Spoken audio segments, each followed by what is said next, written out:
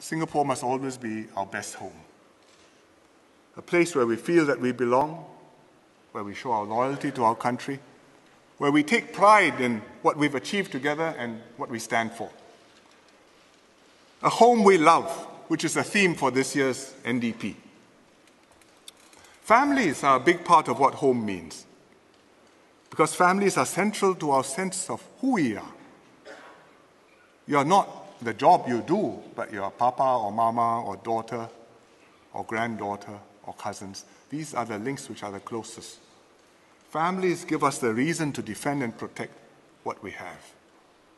And when we say set up home, we mean settle down, have kids, bring up a family. And therefore, Singapore has to be a home where people want to get married, want to have children, want to bring up the next generation. But alas, we are having too few babies. I show you the TFR chart.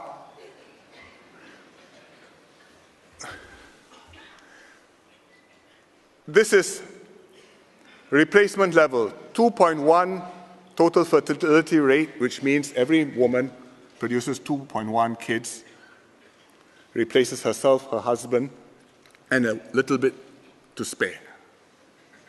But if you look at what we actually have been able to do from 1975 onwards, we started off there, around 2.1, but the trend has been steadily down ever since, coming down to about 1.2 last year, and all the way down.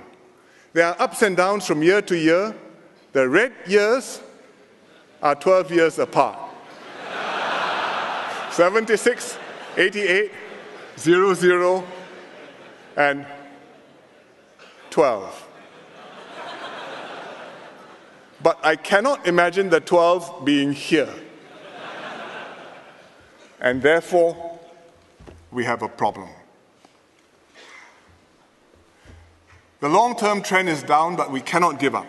We've got to do something about it. And when people ask me, which many visitors do, what problems do you have in Singapore?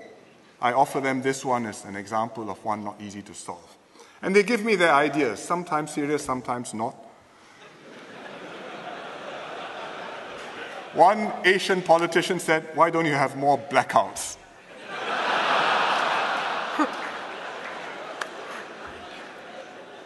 He has blackouts, he has high TFR, doesn't mean I have blackouts, I will have high TFR. It's not so simple.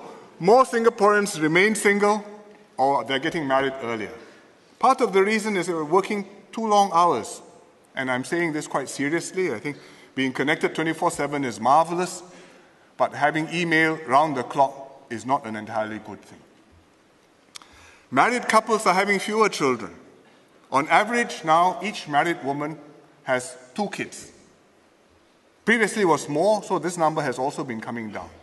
So they are replacing mom and dad, but they're not making up for those who are not marrying and having children. And 20, 30+% now are not marrying, not having children. So we have a problem.